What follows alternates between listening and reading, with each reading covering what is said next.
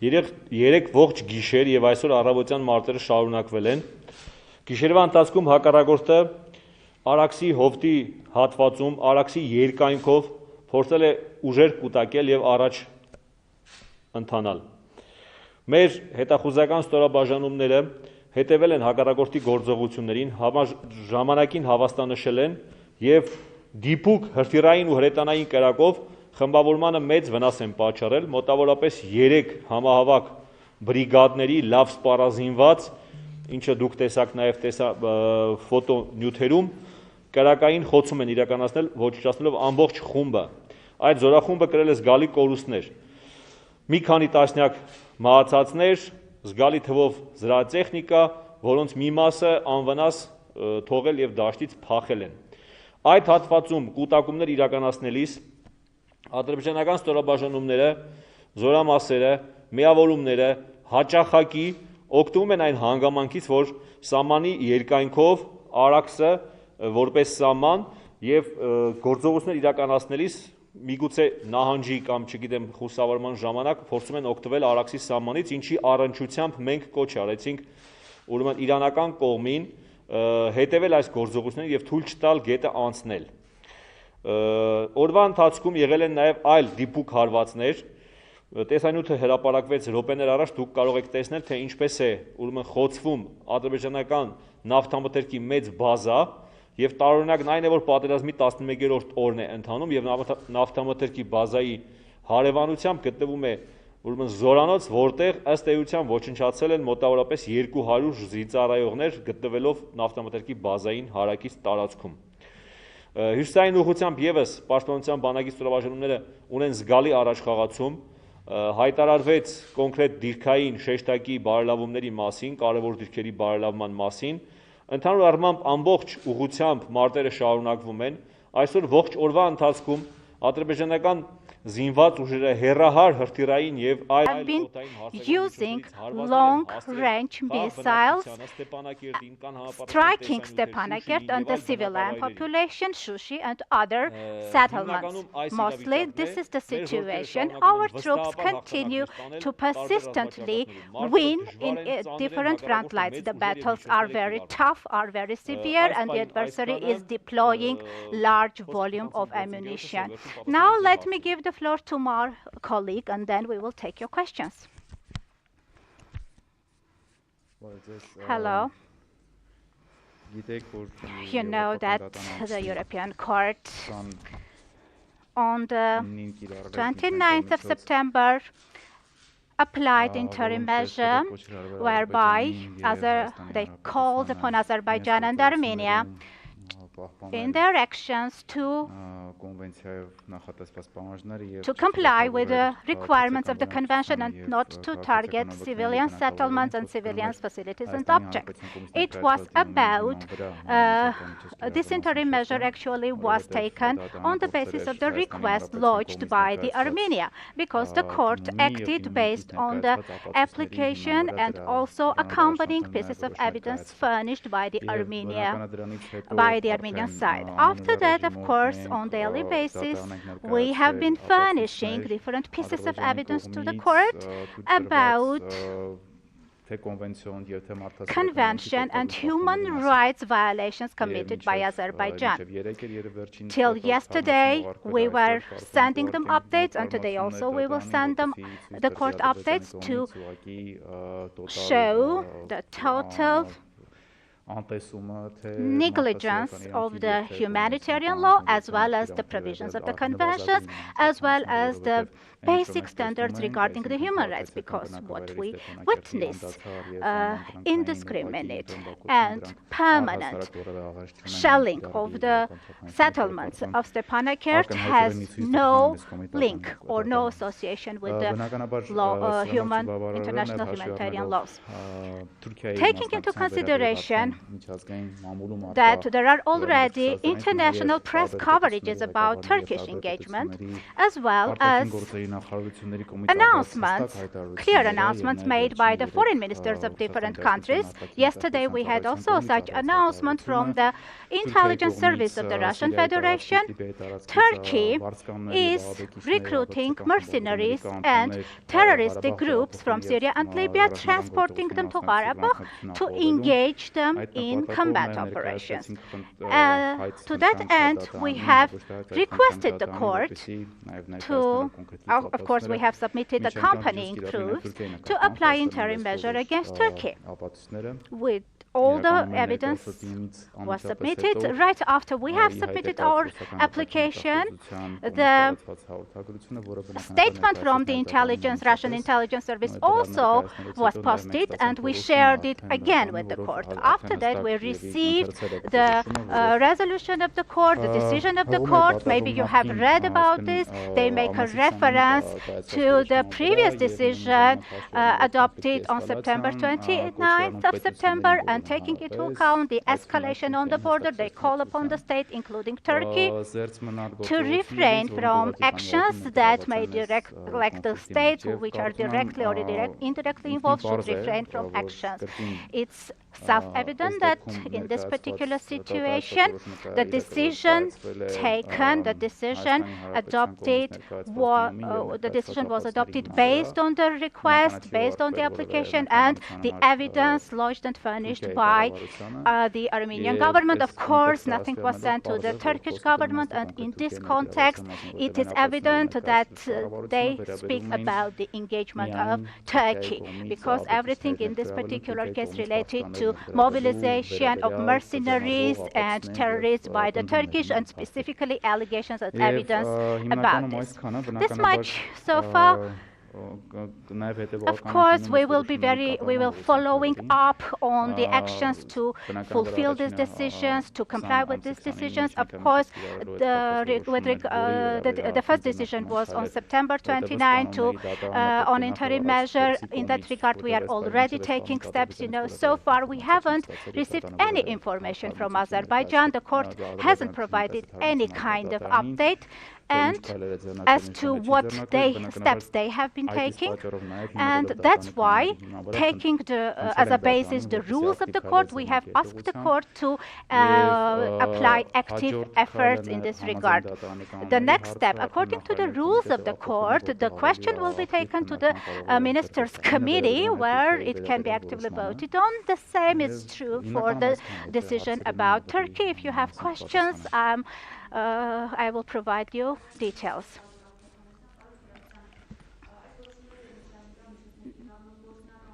These are interim decisions. And what happens if the parties do not comply with these interim measures? At this moment, the time period, in this period, the most effective measure, if the court is not able to undertake prompt actions compelling the parties to undertake certain steps, then the most effective immediate step will be taking the question to the Ministers' Committee, where the member states will come up with their questions, and then on that ground there might be a decision to apply political decision. For example, this recent decision about the engagement of Turkey, at least France and Russia, which are member states of the European Council, they made clear statements about Turkey's engagement in the conflict, and this generally provides the general background for undertaking clear steps with regard to fulfillment of this decision. As to the future, if concrete steps are not taken for the future, definitely this will be a violation of the convention, which will definitely be acknowledged by way of a specific court ruling. What will be the next step? Do you expect response from Turkey? What they should submit? Also, in the future, if the ruling against Turkey will be taken, what question will be what will be the consequence? Okay. What is the importance of such a ruling for Armenia? I think this ruling is very important because we first of all think that the value of interim measure is, I repeat myself, the court took decision based on our request and on our proofs, and the court has simply stated the engagement, the fact of engagement of Turkey, because irrespective of the formulations that the court has tried to include in its decision, we can quite understand it why they have done so, but the fact is that in this particular situation, the court has undertaken such a step based on its evaluation of the proofs submitted by the Armenian government, and it is quite logical that there is a fact, circumstance of engagement of Turkey in the conflict. And therefore, to offset its steps will be taken. In this regard, I think in the future, in the general logic of this whole context, it is an important step. This step should have been taken right away. Right now, we can speak about the ruling whenever we furnish the main complaint, because with regard to neither Azerbaijan nor Turkey, we have submitted complaints so far. May this be a detrimental factor for Turkey? What do you think? Can it serve as a ground for other states to really be very strict on this? Yes, this can be a tool, an instrument for other members of the Council of Europe to make a reference to this ruling and come up with certain claims vis-à-vis Turkey, and also make political decisions, because it's natural that the mere existence of such a decision, or without this decision, or with this decision, of course, the situation would be completely difficult. The existence of this decision is a great step forward. In the future, both the Republic of Armenia should undertake steps through diplomatic channels, working with the Ministerial Committee of the Council of Europe, working with other partners that we have, trying to bring this issue on the political agenda. Mr. Kirakosyan, in the report, you have submitted information that terrorist fighters are located, deployed in the region. And this decision, in fact, comes to prove it.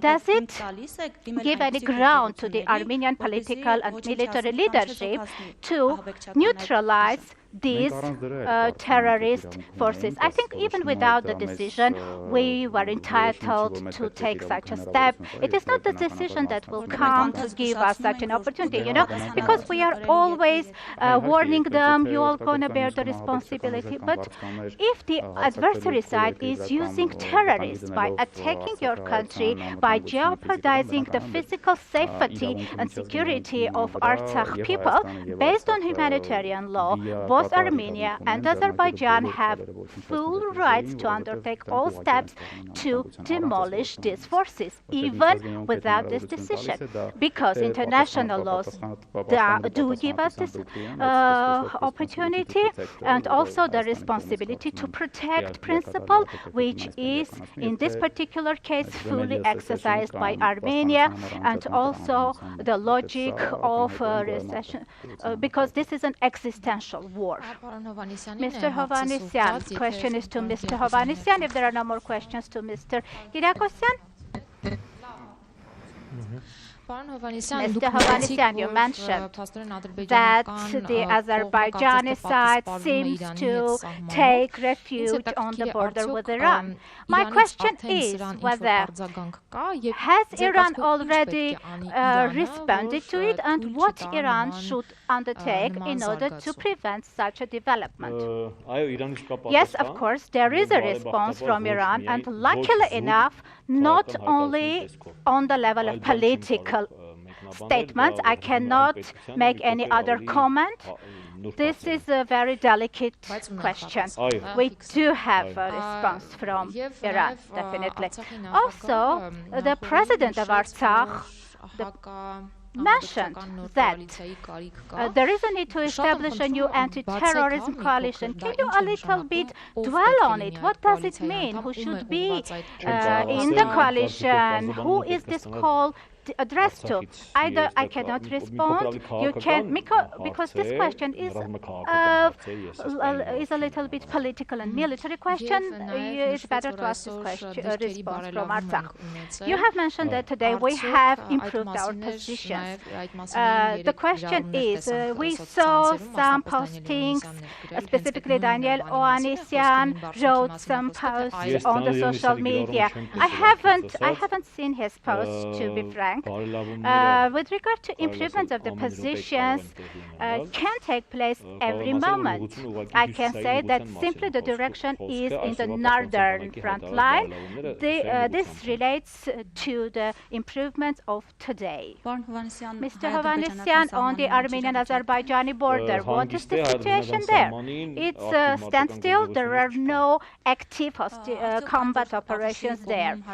The fact that there is relative standstill on the Tavush side, is it thanks to the positional improvement that we had earlier? I think it's thanks to their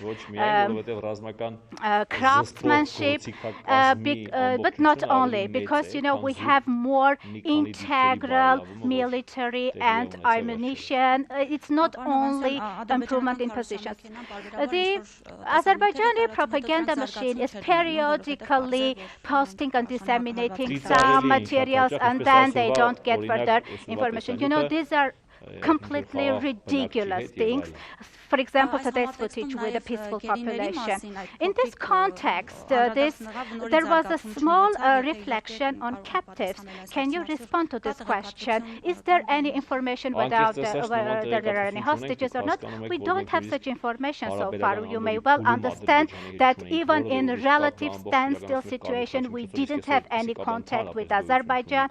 All the contacts went through the Red Cross. Today, there is no contact at all. Therefore, in terms of victims, in terms of hostages, in terms of corpses, I cannot provide you any substantial information. During these intensive battles, there was no standstill or seizure for both sides to take away their victims or corpses. No, unfortunately, no. The question,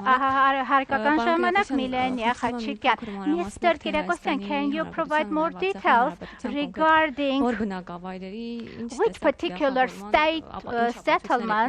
What proofs have you submitted in your request for interim measure against Turkey? Which settlements of Armenia and Artsakh were targeted? If these proofs were explicit and indisputable, undiscussable, why the decision of the court is so neutral?